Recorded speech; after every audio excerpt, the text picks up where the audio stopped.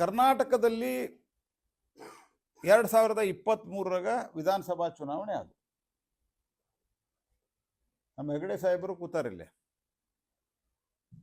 ಭಾಳ strong hold. ಅಲ್ಲಿಯೂ ನಾವು ಸೋತ್ವಿ ಶಿರ್ಸಿ ವಿಧಾನಸಭಾದಾಗ. 136 ಕಡೆ ಗೆದ್ರು ಅವರು. ಆವಾಗ EVM ಸರಿ ಇತ್ತು, ಇಲೆಕ್ಷನ್ ಕಮಿಷನ್ ಸರಿ ಇತ್ತು, ಇಲೆಕ್ಟ್ರಲ್ ರೋಲ್ ಸರಿ ಇತ್ತು. 2024 ಲೋಕಸಭಾ ನಾವು ಜಾಸ್ತಿ ಗೆದ್ವಿ.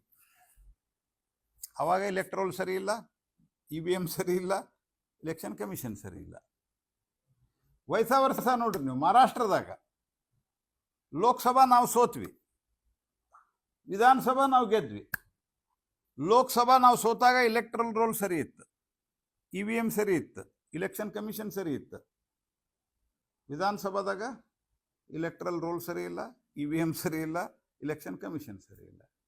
ಕುಣಿಲಿಕ್ಕೆ ಬರಲಾರದವರಿಗೆ ನೆಲ ಡೊಂಕು ಅಂತ ಹೇಳಿ ನಮ್ಮಲ್ಲಿ ಒಂದು ಗಾದೆ ಮಾತದ, ಕೈಲಾಗದವ ಮೈಯೆಲ್ಲ ಪರಿಚಿಕೊಂಡ ಅಂತ. ರಾಹುಲ್ ಗಾಂಧಿಯ ಇರ್ರೆಸ್ಪಾನ್ಸಿಬಿಲಿಟಿಗೆ ಮತ್ತು ಮೂರ್ಖತನಕ್ಕೆ ಇದಕ್ಕಿಂತ ಮತ್ತೊಂದು ಉದಾಹರಣೆ ಬೇಕಿಲ್ಲ.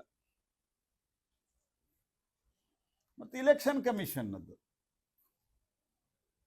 ಬಾಯಿಗೆ ಬಂದಾಗ ಮಾತಾಡ್ತಾರ. ಅವ್ರು ಹಂಗಾಗ್ಯಾರ, ನೀವು ಹೆಂಗೆ ನಡೆಸ್ಕೊಂಡ್ರಿ ಇಲೆಕ್ಷನ್ ಕಮಿಷನ್? MS ಗಿಲ್ಲನ್ ಮಂತ್ರಿ ಮಾಡಿದ್ರಿ ನೀವು, ರಾಜ್ಯಸಭಾ ಸದಸ್ಯ ಮಾಡಿ, ಚೀಫ್ ಎಲೆಕ್ಷನ್ ಕಮಿಷನ್. ಅಂದ್ರೆ ಅವ್ರ ಮೆಂಟಾಲಿಟಿ ಏನಿತ್ತು? ನಿಮ್ಮ ನೇರವಾಗಿ ಬಂದು ರಿಟೈರ್ ಆದ್ಮೇಲೆ ತಕ್ಷಣ MP, ತಕ್ಷಣ ಮಂತ್ರಿ. ನೀವು ನಮಗೆ ಹೇಳ್ತೀರ, ನೀವು ಲಿಂಗಡೋ ಡೈರೆಕ್ಟ್ಲಿ ಕಾಂಗ್ರೆಸ್.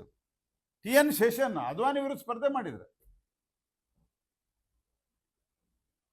ಕಾಂಗ್ರೆಸ್ ಪಾರ್ಟಿಯಿಂದ ಗಾಂಧಿನಗರದಾಗ.